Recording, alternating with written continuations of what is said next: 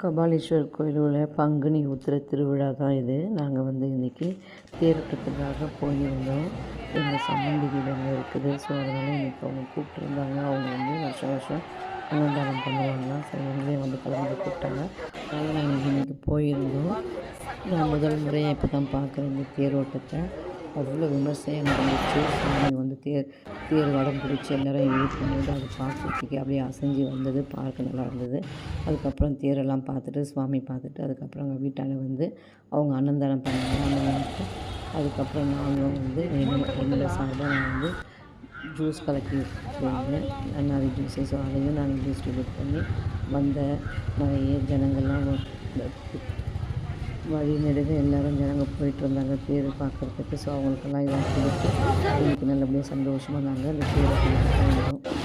நாளைக்கு 23 நாயன்மார் ஊர்வலம் இருக்குது. ஆசை இருந்தால் போகலான்னு